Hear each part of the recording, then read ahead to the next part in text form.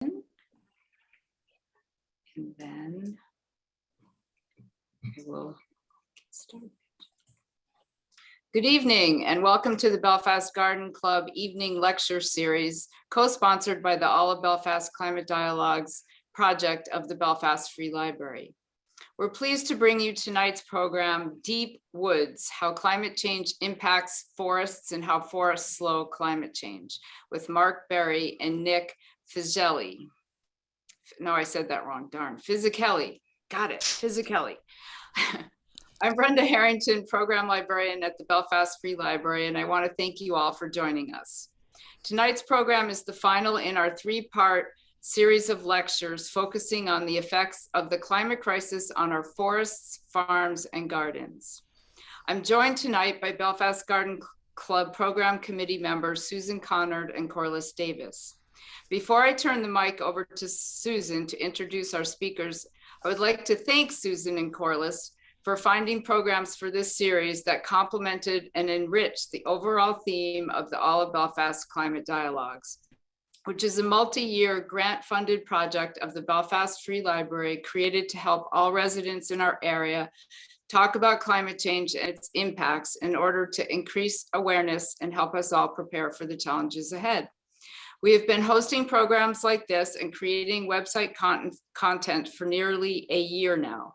I invite you to go to our website, belfastlibrary.org, and find the All of Belfast Climate Dialogues link to learn about future programs and ways you can participate. I also encourage you to sign up for our newsletter, which you can find in the drop-down menu, and add your voice to one of our monthly surveys.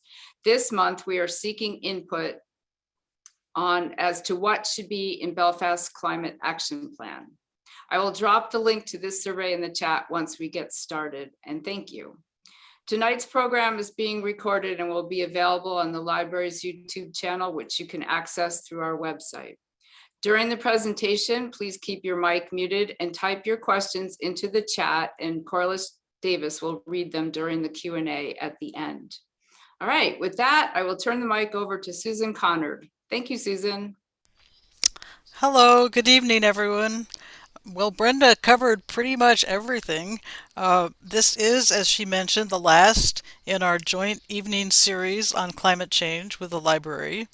But it's not the last Belfast Garden Club program of the year. Our last program will be April 19th at noon, and it's about perennial garden design. So you might want to check the Belfast Garden Club website if you're interested in that program. Then we take a break with programs over the summer, and we'll be back in the fall with some more. So just remember to put your questions in the chat. We'll deal with them at the end, but put them in as you think of them. If there's anything that's really critical and has to be answered right away, our speakers may pick up on it, but ideally we'll do them all at the end of the presentations. So I would like to also introduce our speakers.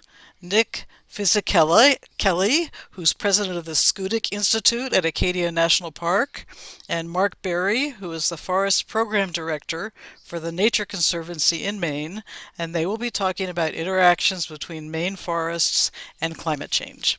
So take it away. Great, thank you, Susan and Corliss and Brenda for inviting us tonight, and thanks to the Garden Club and the Belfast Library. So I'm going to share my screen, share some slides with you all. Get this into a presenter mode. All right. So again, our topic tonight, Deep Woods, how climate change impacts forests and how forests slow climate change. And we're going to dive into really the two pieces of this. And those are the two parts of the climate change response. There's mitigation and adaptation. And so Mark's going to really talk about mitigation, about reducing the rate and magnitude of future climate change and the really important role that forests can play in that. And I'm going to start off really talking about adaptation, about adjusting to ongoing and projected changes, and even before that, just how forests respond to climate change and evidence that we have from past forest responses to change. And so trees have responded to climate change in the past, and we'll look at this evidence over millennia and centuries and decades. And so two super important points I want to make on this. One is that nature is really, really dynamic. And we tend to think of forests as, ideally these pristine and primeval places that are free of human influence, and that would remain sort of static if we didn't somehow intervene in them or cause disturbances to forests. And we know that this truly isn't the case, that forests are always changing. And then the second piece is that climate is one of many factors affecting forests, and climate interacts with all of these other factors. It interacts with disturbances such as wind and fire and also drought, and it interacts with invasive plants and with nitrogen deposition, with overabundant deer, with all sorts of other factors, which a lot of my past research has been looking at those interactions among these different factors. And so forests are dynamic, climate interacts with lots of other factors. And as John Muir said, tug on anything in nature and you will find it connected to everything else. And this is definitely true of our forests. And so let's start by going back in time here, just a little bit, just 21,000 years ago. Here's what Belfast, Maine looked like 21,000 years ago. You can see this is the Passagassawakeg River here, and Route 1 goes across right about here. Of course, I'm kidding. Only 21,000 years ago, there was obviously a big sheet of ice here. And really, that wasn't that long ago, especially when you think about the lives of trees and the longevity of trees. This actually wasn't all that long ago. And over the intervening time between then and now, there have been lots of changes. And we can look at those changes actually through the pollen record. And so paleoecologists take cores, sediment cores from the bottoms of lakes and bogs where pollen has accumulated over thousands and thousands of years. And it's almost pollen season now, and my allergies will let me know when the oaks and the pines are flowering. And not only does that pollen end up my nose, it also ends up in these wetlands, and it sinks to the bottom, and in the sediments, it's actually preserved there. And then paleoecologists can reconstruct what the past forests look like. And so these next, on this slide, I'll show several figures just showing the abundance of spruce on the landscape. And so based on the pollen record, and this is really at a coarse continental scale, but the darker the green, the more abundant spruce was in those locations in the pollen record. And then of course, the big light blue area is the continental ice sheet. And so this was 21,000 years ago when we just saw that photo of Belfast. And of course, Maine was very much under ice, and spruce forest was abundant to the south of us in areas of the Midwest, places like Tennessee, and places that we don't think of as spruce habitat today. And then over the subsequent years, the ice sheet has been retreating, and the forest has really been moving really in lockstep with the retreating ice and shifting north. And we see that in each of these figures here.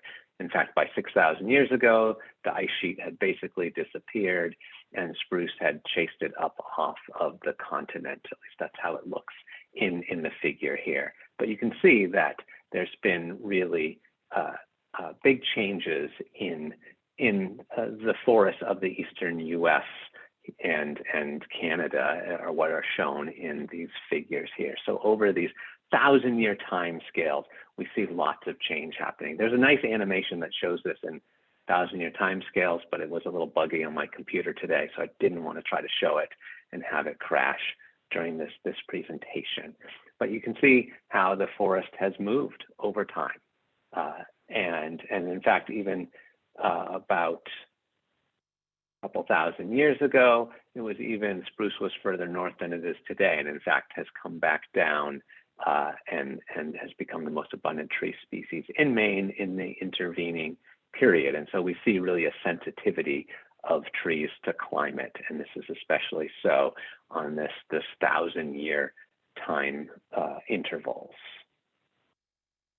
And then looking at a little bit finer interval over the last century, and one of the great opportunities for the science we do at Schoodic Institute in Acadia National Park and the partners we get to work with is that there's this fantastic history of natural history forays and science in Acadia National Park and on Mount Desert Island from before the park even was in existence.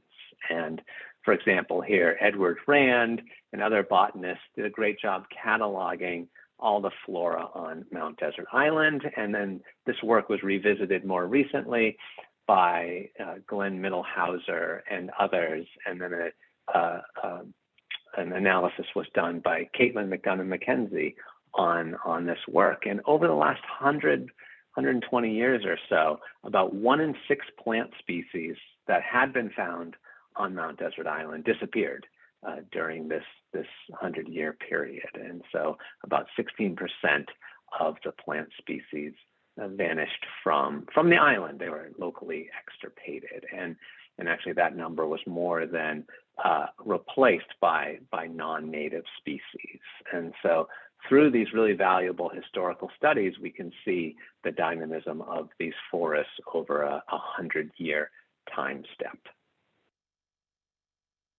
And then we can look actually at an even finer time scale, temporal scale, looking at the last decade. And here is an aerial image of forest area actually in Acadia National Park. And you can see some areas of sort of brown forest there that are circled. And these are dead red pine trees. And unfortunately, red pine has been basically removed from the forest, killed by an invasive insect called red pine scale. And red pine was not a major abundant tree, but it certainly was a tree part of the landscape here. And just in the last 10 years, it's been really removed from the landscape by this invasive scale that has been able to expand and to infest these areas. And so we see, in this case, it's not clear specifically how climate change interacts with red pine scale, but certainly there are many other examples of climate and insects interacting. In fact, southern pine beetle has been detected for the first time in Maine, of all places in Maine, southern pine beetle, which is pretty incredible. It's a species that has been expanding north, really in response to less cold winter temperatures. And so there is interactions that are happening on these really fine time scales. And so, again, the message from that is that nature is dynamic and forests are dynamic, and all the studies really show this, that there has been change is ongoing. And then that leads us to questions then about future change and what's going to happen in these forests in the future.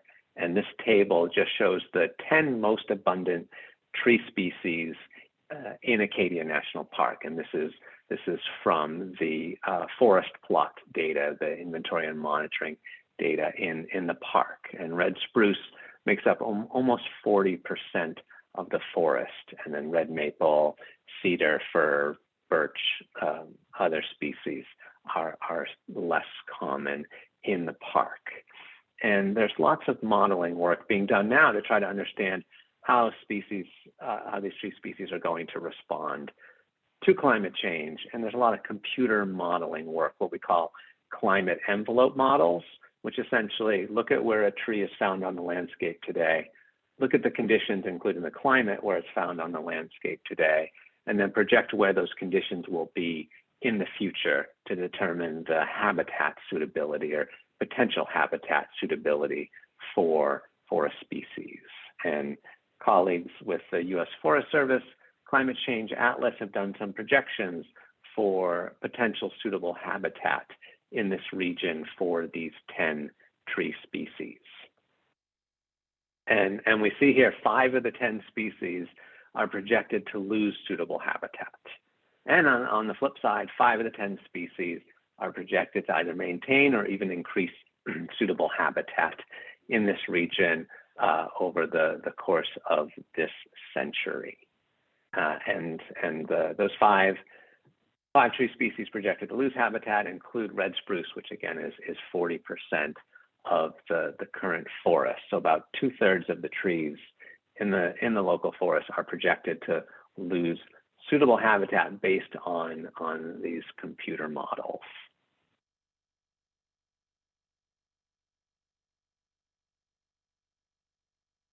And so again, we've shown that forests have changed in the past, they're changing now, and they're projected to change in the future. And wow, that's a lot.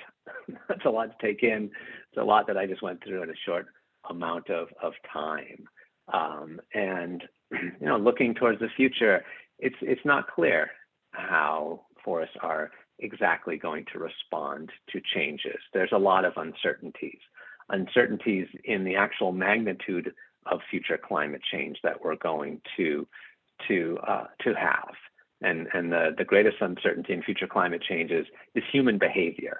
It's the amount of greenhouse gases that will be emitted, and society hasn't decided what that level is. And so there's a lot of uncertainty there. There's also uncertainty in really how sensitive individual tree species are to a changing climate and how much they may be able to adapt. And prediction is hard.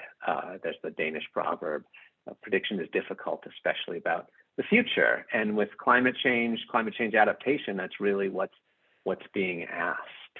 And that is no easy task.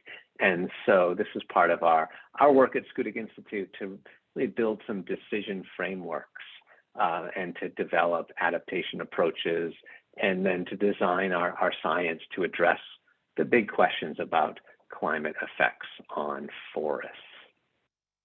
And so part of that climate adaptation work, we developed what we call the RAD Framework. So this is a climate adaptation framework for resource managers, and RAD stands for Resist, Accept, Direct Change. And really this is the spectrum of climate change adaptation strategies that are available to managers. And so for a forest, this may be about keeping species composition as it was in the past. That would be a resist change strategy. It may be about deciding to use a hands-off approach and allow the forest to change on its own. That would be an accept change approach. Or it may be about directing the species mix to species better suited to emerging conditions. And that's the directing change approach. And what's really key here is that there is no one right answer. The answer depends on articulated goals for a property and for the time horizon under which those goals are being applied. And so we must look to our forests to help enable them to adapt to a rapidly changing climate. And as Mark will discuss here in a little bit, we can look to our forests for climate mitigation strategies as well.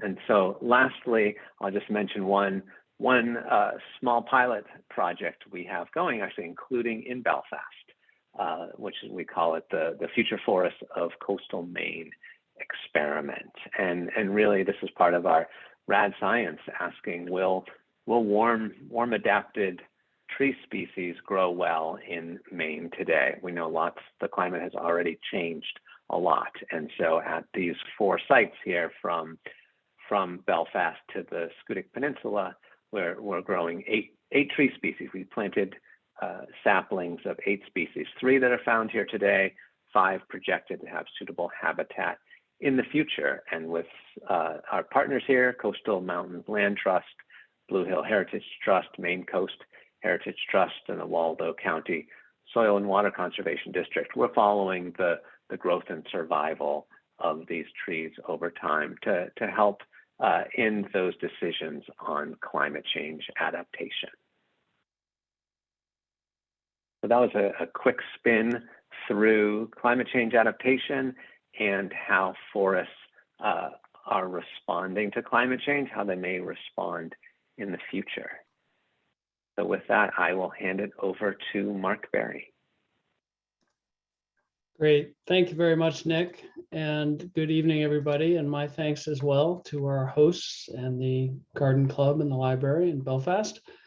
I'm going to pick up first with a reminder of the many reasons we value our forests in Maine. So that's all that this set of images is meant to do as I transition into my part of the talk.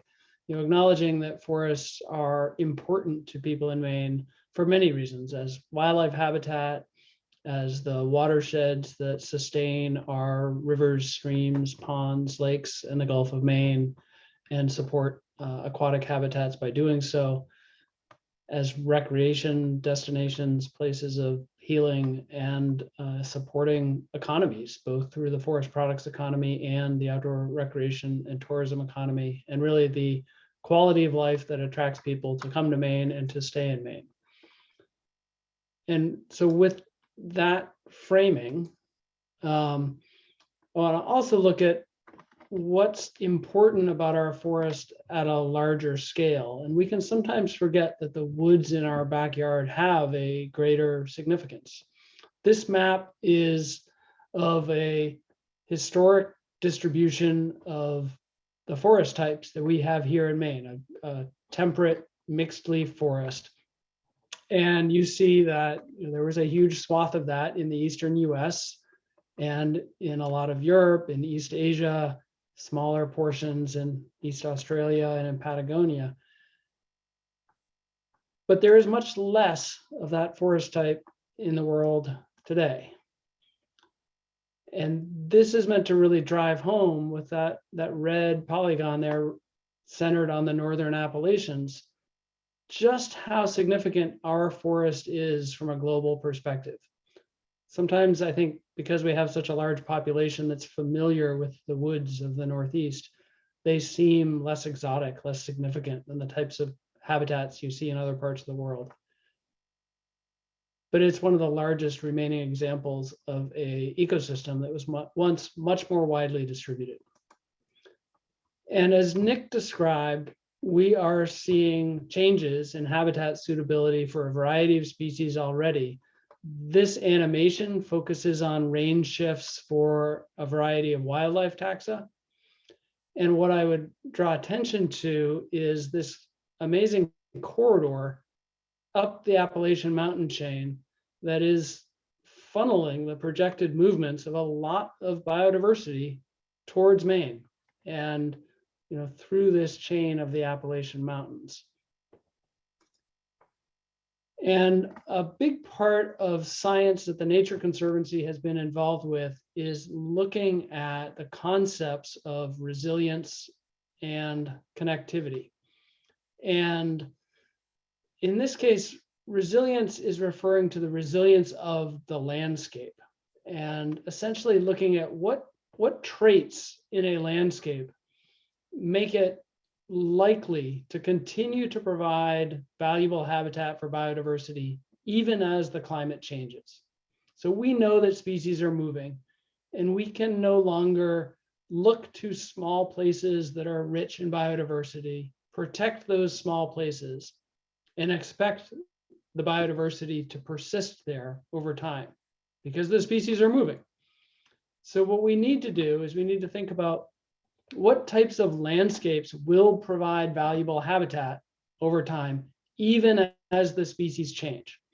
And there's certain predictable things, having a lot of topographic diversity. So you have north slopes, you have south slopes, you have elevation changes, and you have connected habitats that are not fragmented into small pieces are some of those things that make a place more likely to be valuable for the long term.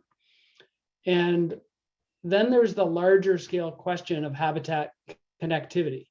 And we bring those two things together and have now across the continent maps and decision tools, as Nick described, for planners and for conservation leaders to rely on as they make their decisions about what to do across the landscape, and to help guide us towards which habitats are most important to keep connected.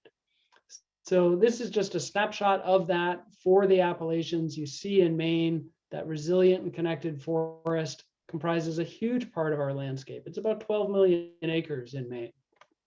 And as I mentioned, it is a destination and a pathway for a lot of biodiversity. And now turning directly to the question of mitigation. So what do forests in Maine mean for the climate in terms of slowing the pace of climate change? First, there is a huge pool of carbon in our forests today. This figure, 2 billion metric tons of carbon, is pretty difficult to relate to, but that's the current estimate for how much carbon is out in forests in Maine right now. That includes the carbon that's in the trees that they have absorbed directly from the atmosphere, but it also includes the carbon in the soil and the carbon in dead wood, every part of the forest ecosystem. So that 2 billion metric tons would be the equivalent if it were either emitted by burning, as in the case of gasoline, to 850 billion gallons of gasoline consumed. Or if we were to try to accomplish mitigation by reducing fossil fuel use, we would have to put 65,000 commercial wind turbines and run them for 25 years to save the amount of carbon that is in Maine's forest today. So the take-home message here is not, don't worry about how much gas we burn and don't worry about how we generate electricity. We absolutely need to do those things. We need to transition our economy from fossil fuels to a clean energy economy. But while we do that, we need to remember that our forests are storing carbon today. And if we squander that resource and release it into the atmosphere, we'll be undoing the good work we're accomplishing by transitioning our energy economy. And so taking a look at that now, that 2 billion metric tons of carbon, that's what's out there today, is the equivalent of 400 times the total annual emissions in Maine from fossil fuel use. So we have essentially 400 years of our own economy's impact sitting out in the woods right now. Maine's annual emissions are about 5 million metric tons. And that's carbon, not CO2. I've been using carbon throughout. If you want to think about this in terms of CO2, there's a simple conversion of multiplying by 3.66, which takes you back to high school chemistry. Our forest today on an annual basis is also capturing carbon from the atmosphere through photosynthesis and growth. That's about 3 million metric tons a year. So that annual sequestration is less than Maine's annual emissions, but it's about 60% of them. And if we look at our entire forest economy, we also are sequestering some carbon that goes into forest products.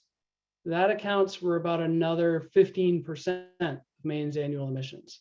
So our entire forest sector, including what gets locked away in lumber, accounts for about 75% of our annual emissions in Maine. I mentioned that 2 billion metric tons is in a lot of places. Well, it turns out the great majority of it is in the soil. What's in the live biomass, the trees, is only about 40%. and sorry, only about 20%, and a much smaller portion in dead woody material. So the soils are hugely important, and we don't know as much about what's going on in those soils as we do about what's going on here, though there is someone on this call that's more expert on that subject than me.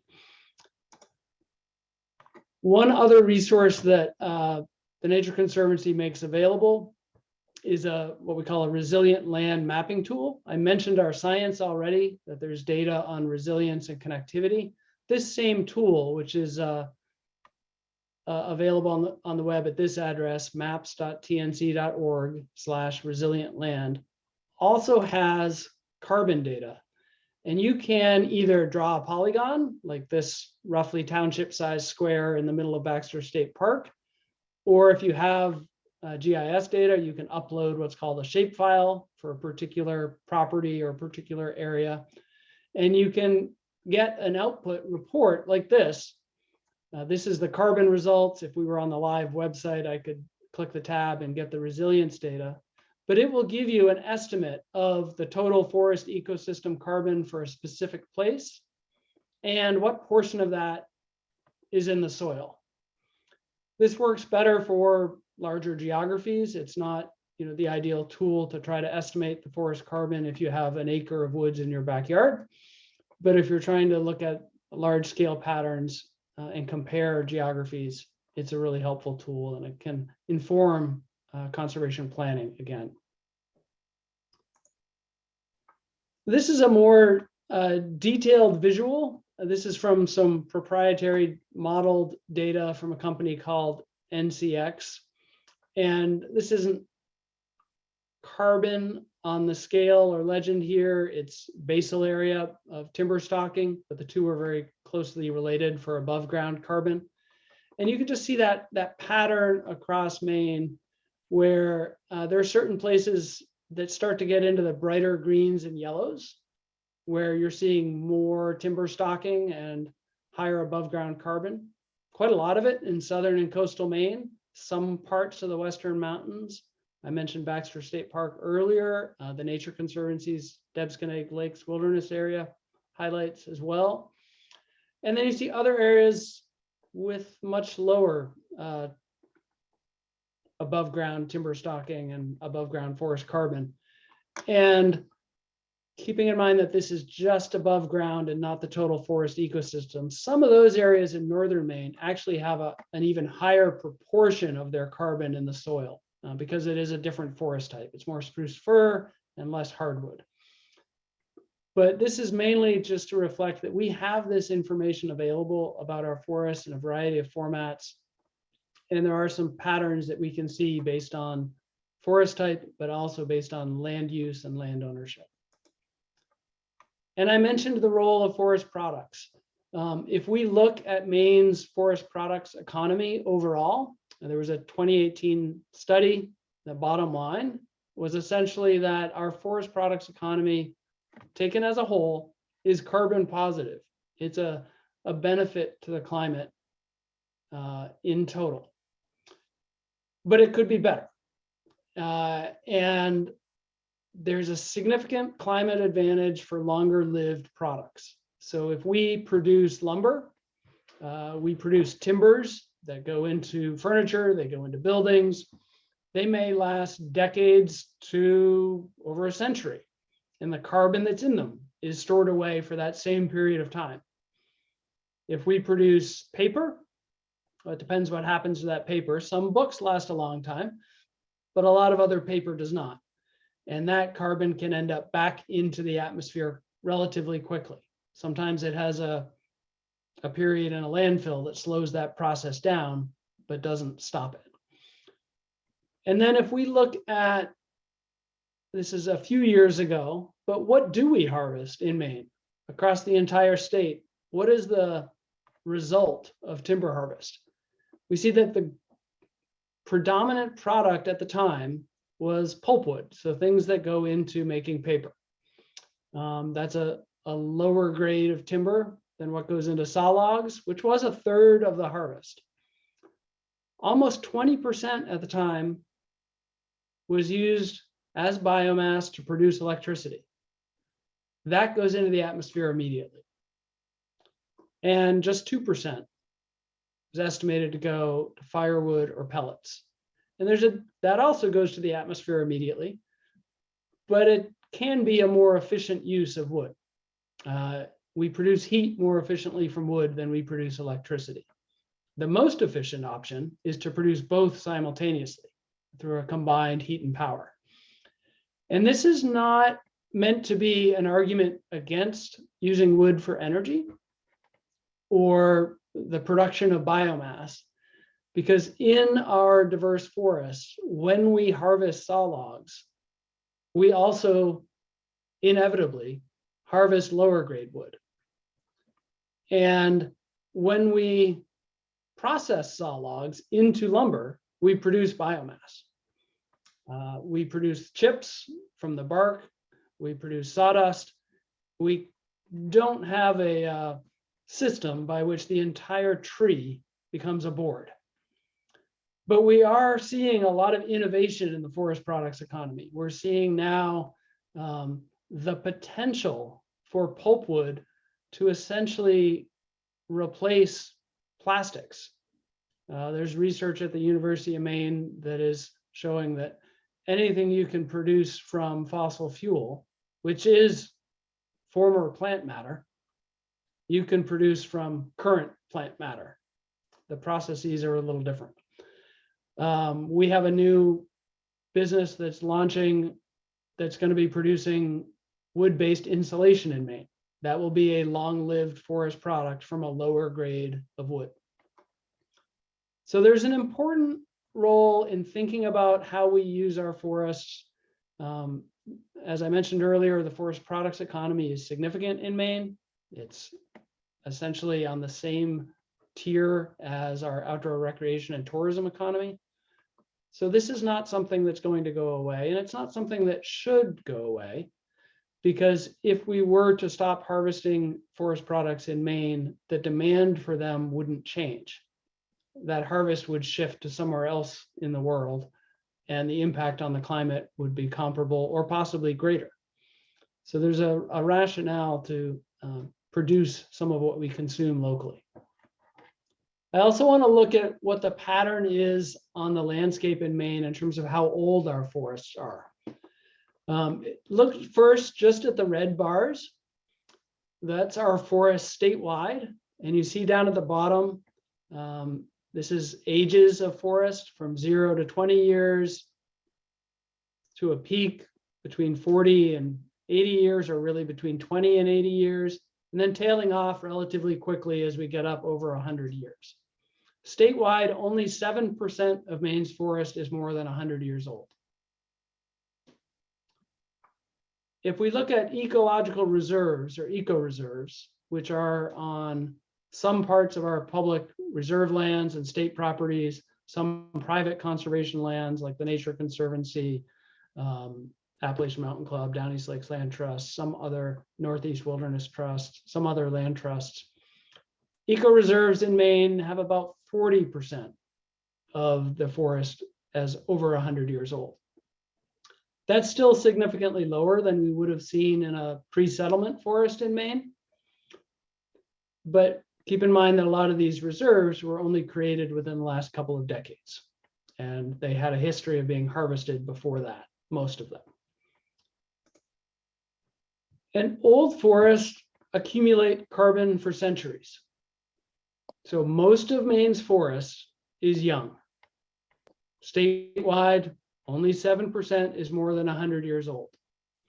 This photo is from the Big Reed Forest, which is in northern Maine, north of Baxter State Park.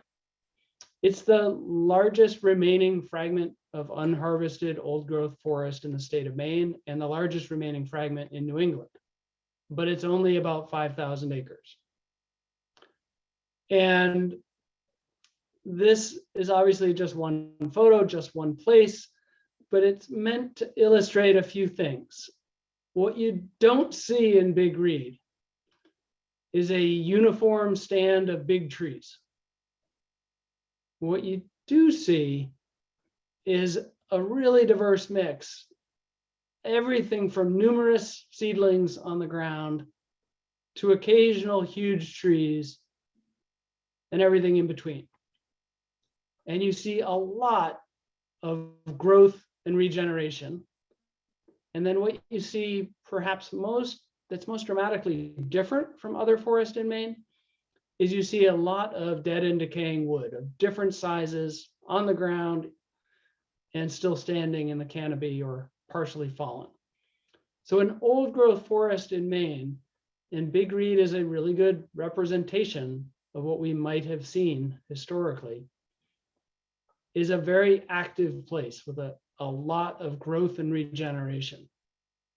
One reason I think that's important as we think about it, Nick talked to us about how the habitat envelopes for various tree species will change over time. It's possible that the most vulnerable forest to that type of shift would be a forest where you have predominantly one species, or you have predominantly a single age of tree.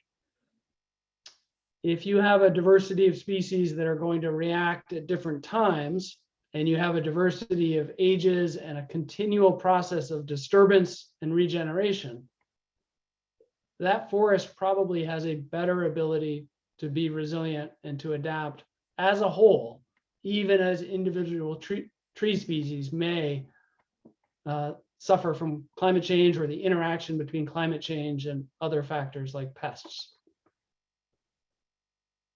But the other point from a mitigation perspective is that having more old forests on the landscape would be a benefit to our climate. This is a quick overview of Maine forests. Some really good news. The state is 89% forest. Its land is 89% forest. On a percentage basis, that makes Maine the most forested state in the country. A little bit less good news. If I gave this talk a few years ago, I would have said 90%. That number is going down. 93% of our forest is private. So we don't have a lot of public land in Maine. We've talked about Acadia, we've talked about Baxter State Park. Of course, there are other important examples, but unlike many states, the vast majority of our landscape is privately owned. The 10 largest owners and managers of forest land control about 8 million acres of the state, just 10. That's about half of our forest land. So the decisions that each one of those huge landowners make are incredibly impactful. Keep in mind that, well, back a few slides, we said that we had carbon out in our woods today that's 400 times Maine's annual emissions. Well, now there are 10 decision makers controlling about half of that land. There are 86,000 family owners of 10 acres or more. Each one of those has an opportunity to make a significant difference through their own decision making. Probably some people on this call, certainly many of your neighbors and friends. And ownership continues to be in transition at every scale. Those large scale properties, as well as the lots that we see for sale signs show up and increasingly disappear really quickly. There's been a lot of conservation progress in Maine, though, over the last few decades. We and many partners have increased the conserved lands in Maine to over 20% of the state from just 6% in a couple of decades. So it's still mostly private. The vast majority of that conservation acreage comes in large conservation easements on lands that are privately owned and managed. But there also are significant expansions in conservation fee ownership by land trusts, by the state, and other nonprofits. And this has required a huge investment. Since 1987, we would estimate that there has been probably close to $700 million invested in land conservation in Maine. maybe closer to 675 million. Of that total, a strong majority has been private philanthropy, over $400 million.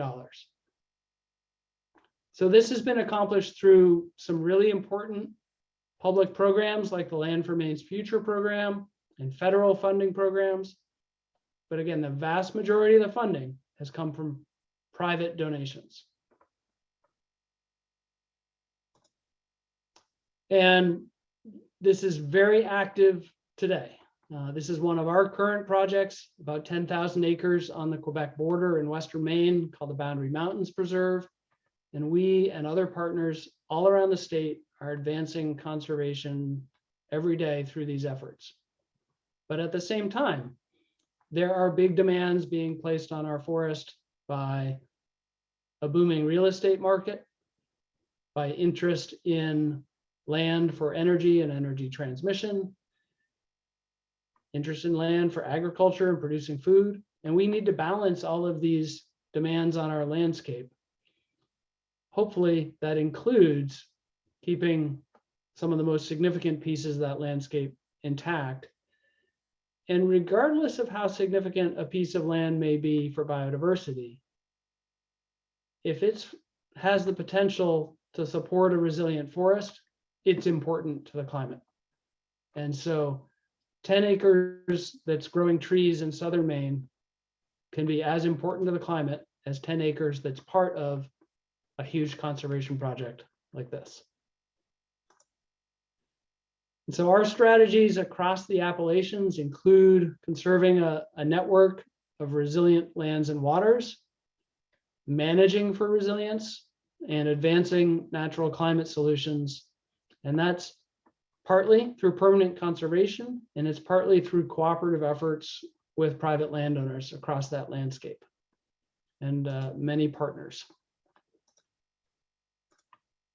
So I'll stop there, and I know we're both happy to take questions and have some conversation. All right,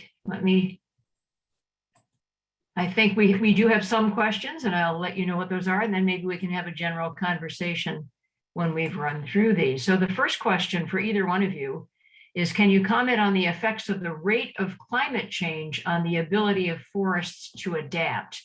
Will species be able to move as fast as the suitable climate does? Yeah, I can start on that. That's a really great question. And in those early slides where I was showing changes over millennia, the spruce forest was chasing the ice, the old ice sheet, and able to keep up with it over that kind of a time scale. But we're seeing changes now that are much more rapid, and many recent studies have shown that species are tracking climate change, but in general they're lagging in the rate of their response. And so plants shifting on the landscape are moving at about 50% the rate that climate is shifting on the landscape. And so they're not able to keep up. And then there's lots of other issues such as barriers to dispersal. We think about, certainly northern Maine is a fairly intact landscape, but southern Maine, areas further to the south, we think about the mid-Atlantic region, is just chock full of major highways and cities and towns. And so those are barriers to the dispersal of species. And so overall, it's most species will not be able to track a shifting climate given recent rates and projected rates over the coming decades. Okay, so you also mentioned, Mark, something called the Future Forests Experiment Program, and that one of those sites was in Belfast. Could you tell us more exactly where that is? That was actually Nick as well. Oh, sorry. No problem.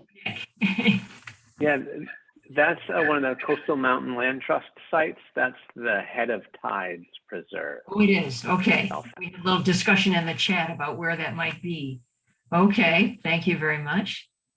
And another question, are trees taking over Maine's forests maintaining the current level of carbon sequestration? in the flora and soils falling short, or is this at present unknown?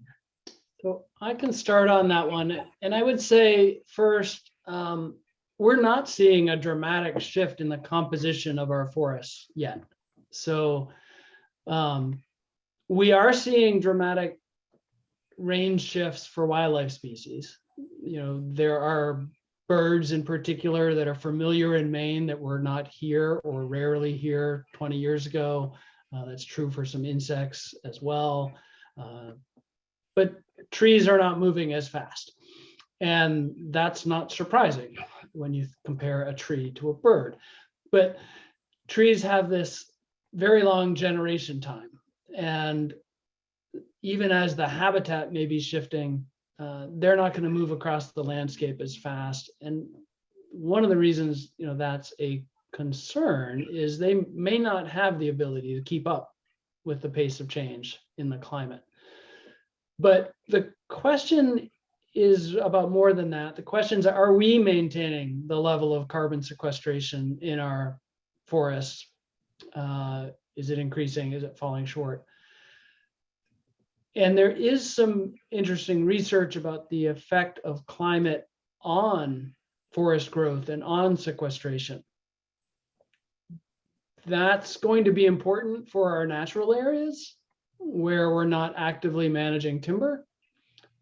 But the bigger driver for the climate result from Maine forests today is really, how are we managing the forests that we have?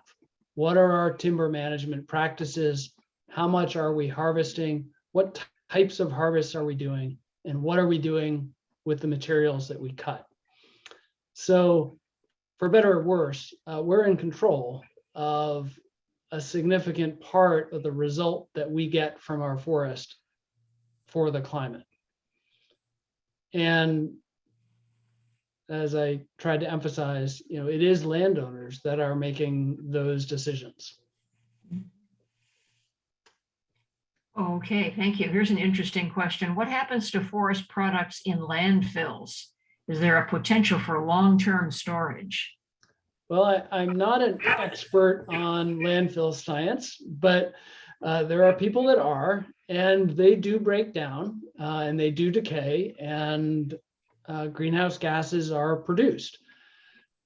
But it can take decades. So I'm sure there are a lot of complicated variables in terms of the structure of the landfill and how deep something is and everything else. And there are different approaches to landfills. Some involve capturing the greenhouse gases that are released.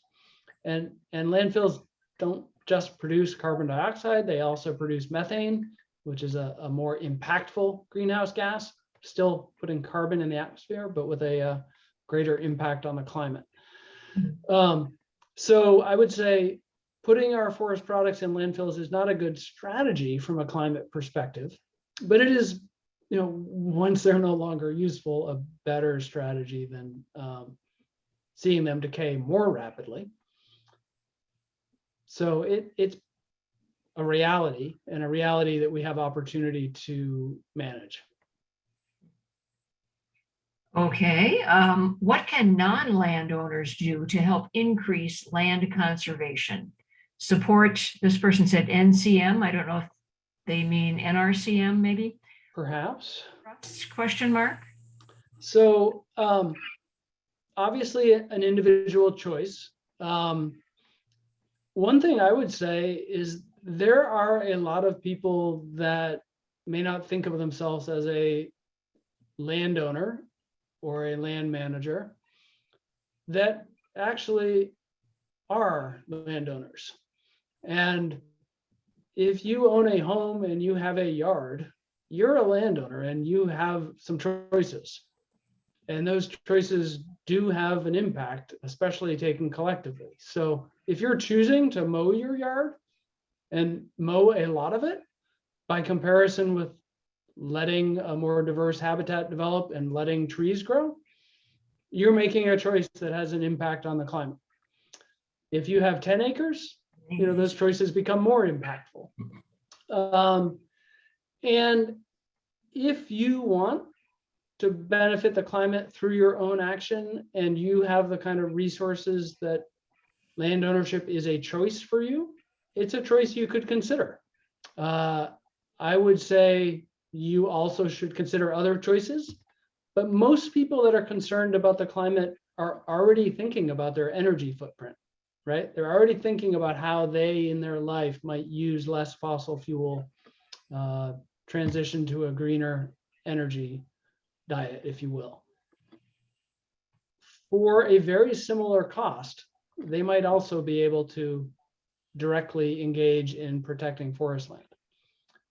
But the question about supporting, of course, yes. Philanthropic support of land conservation is incredibly important. It's how it gets done. And the reference to NRCM, they're primarily active in the policy space, and public policy is influential and matters. So you can engage in that space. You can engage in direct support of land conservation, and those are your choices. It's certainly not up to me to tell you how to make them, but they make a difference. Okay. Nick, is there anything you'd want to add on that one? I would, yeah, totally agree with that. To become active in, with your local land trust, and I think another piece is getting out and paying attention to what's happening in nature. And we like to follow a Mary Oliver quote, which is to pay attention, be astonished, and tell about it. And so a lot of our work at Schoodic Institute is getting people engaged in the science. And there's some amazing citizen science platforms out there that you can use to track biodiversity on the landscape, and whether it's in your yard, in your local land trust preserve or elsewhere. And things such as iNaturalist and eBird are a couple of great platforms that you can check out. And they're apps that have really powerful abilities to help with identifying things you may be observing out there in the landscape as well. And so you don't have to be a professional botanist, you don't have to be a professional birder to be able to actually contribute to science. And so just one example, over the last about 5 years on iNaturalist, we've been really encouraging and training people to utilize that app in Acadia and Hancock and Washington counties. And there have been about 106,000 observations over the last 5 years of nature, of organisms, of plants and animals, fungi, other species. And it's now this huge wealth of information that we have on the species out on the landscape. So that's my one other piece of encouragement, is to just get involved in science. Okay, thank you very much. There's only one more question, and that is there much production of composite wood products in Maine, such as something called glulam? That one's probably in my court. So glulam, if you're not familiar with it, is lam is just short for lamination. So glulam is laminating layers of wood together. And it's an example of a broader category that is thought of as mass timber. But glulam allows the creation of massive beams from smaller boards. And they structurally bring a great deal of strength. There is glulam in Maine. There's a lot of interest in developing something called cross-laminated timber that involves layers, again, assembled together, but in this case, alternating in direction. That's the cross-laminated.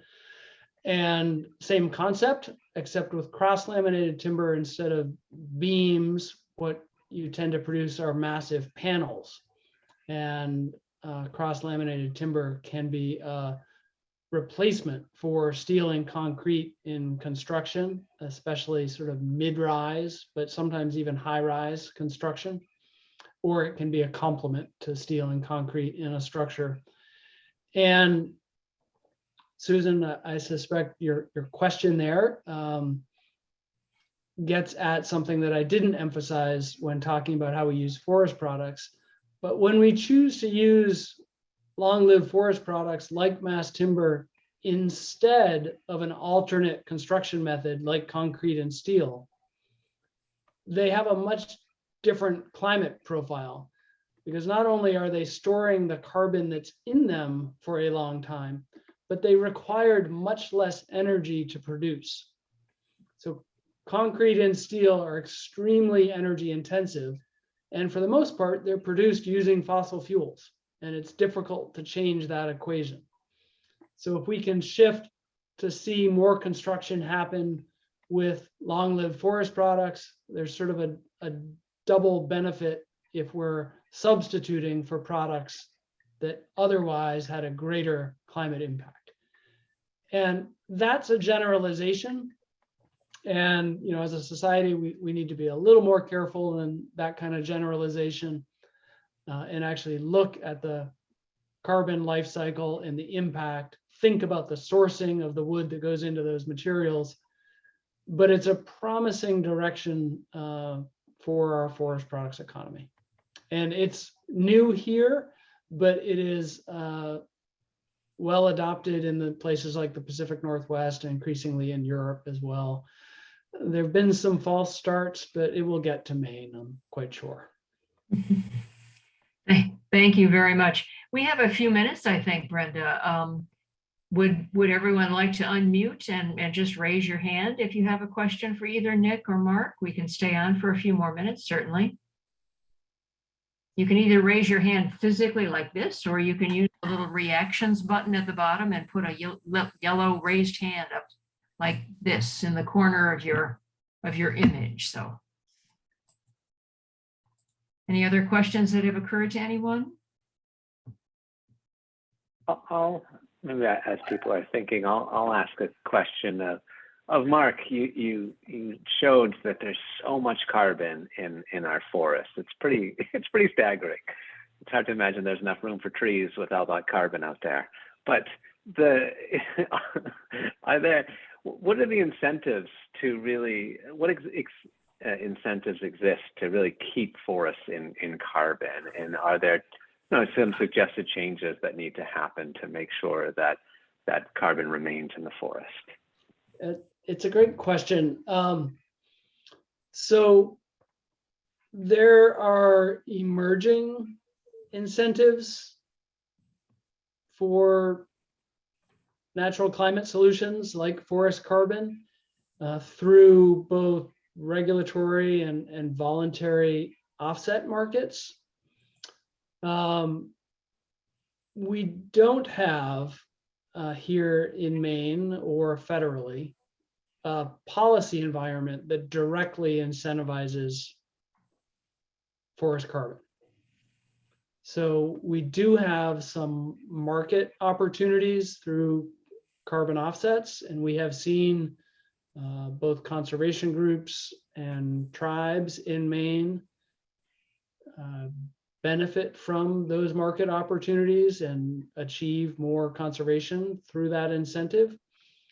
But in theory, we could have a policy environment that would provide that incentive more directly, whether that came through valuing carbon across our economy so that forest products economy would gain advantage.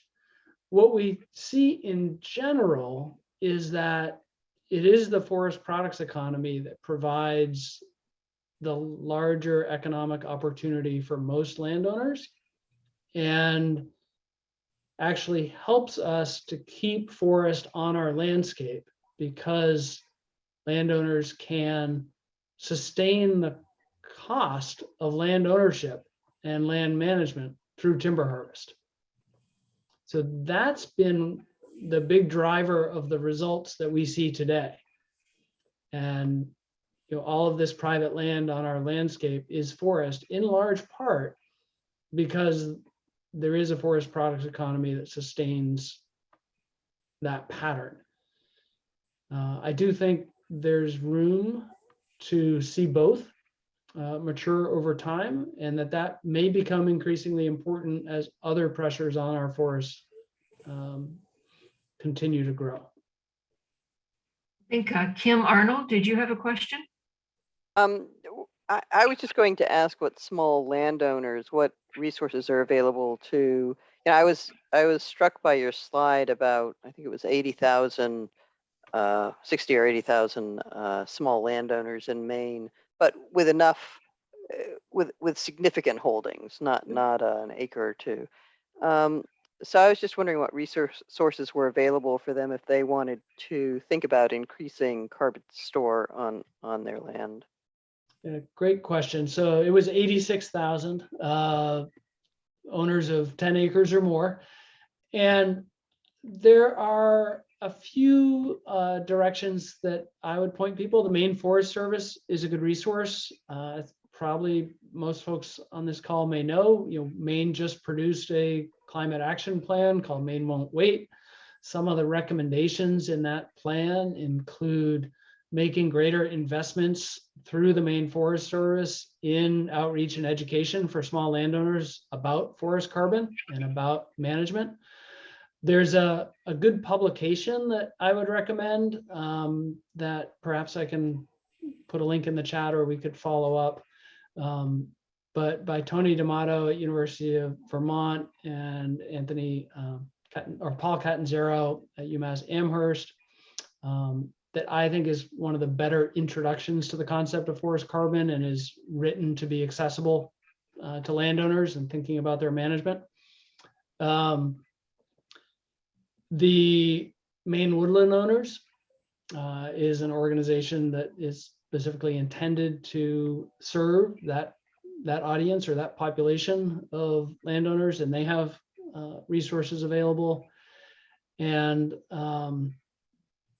consulting foresters can be a good resource as well. And then, as Nick said, with regard to conservation, many local land trusts are becoming well informed on this topic and can be good partners to small landowners. Susan, you got your hand up? I do have my hand up, yes. So I have kind of a philosophical question. As we look at changing diversity and species movements, at the same time we're battling a lot of invasive species. And I'm a small woodland owner myself. We have 30 acres left, having given 20 to a land trust, but we have tons of invasive species, and there now is funding available to help support getting rid of them. But at what point do you begin to maybe accept some of those invasive species as new parts of our changing ecosystems, and how do you make those decisions? Nick, do you want to start that one? Ooh, that's a great question, Susan. That's a really hard question. I mean, ultimately, conservation is a reflection of human values, and non-native invasive species. I guess what I would say is that there's a real spectrum on these types of species, some of which are, fairly innocuous, and others that really can change ecosystems. And so part of it is I guess recognizing which species really need management and perhaps which ones maybe can be allowed to persist. But it's really hard. There's no easy answer on that. Part of it also is about what your goals are for that property. And so how would these species, these non-native species, impact the goals that you have for the property? And there's, last thing I'll say, and then I'd love to hear from Mark on this, that some things may be regionally native that are just moving in, such as Mark mentioned with northern cardinals. They didn't exist on the Schoodic Peninsula 20, 30 years ago, 40 years ago, but now they're much more abundant. Same with tufted titmice. And they've moved in, and we don't consider those a non-native invasive species, but perhaps an Asiatic bittersweet or kudzu or something along those lines, or hemlock woolly adelgid, which really does have impacts to, obviously hemlock trees is in a very different category.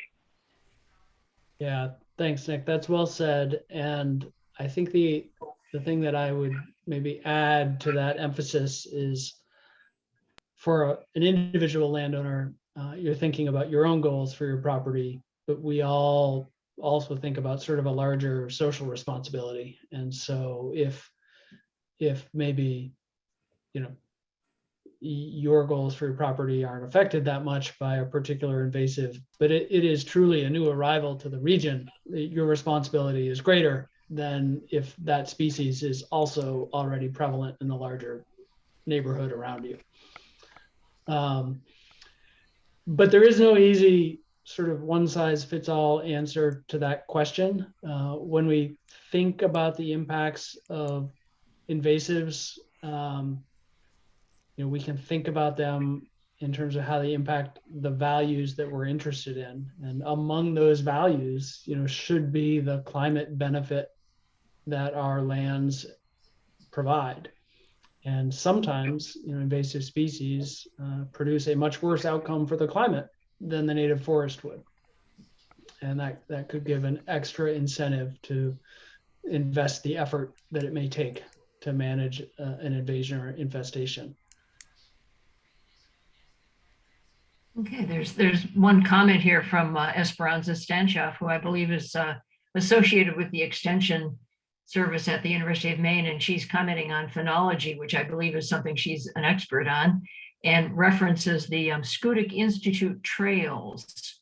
Is that something you'd want to tell us about, Nick? Or yeah, thanks, Esperanza. She also mentioned Signs of the Seasons, which is another phenology project, a citizen science project. So phenology is basically just the study of timing of life history events. And so when trees are breaking bud and leafing out in the spring, when wildflowers are blooming, when right now the first woodcock arrive back, or turkey vultures, or other species. And so there's a lot of citizen science platforms actually for observing phenology and the changes that we're seeing in phenology. So this is one of the most, the way it's described, one of the most proximate responses to climate change. And so the timing of events. And so we are seeing, although the forest composition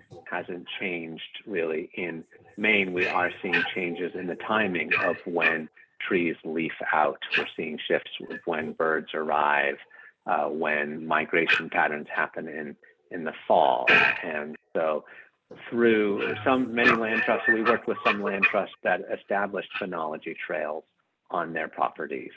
And that's part of the phenology trail, the Down East Phenology Trail is the name of the project. And then through Signs of the Seasons, that Esperanza is a part of, and others as well. Nature's Notebook is another citizen science platform for tracking these changes. And it's just a great way to get out and follow nature.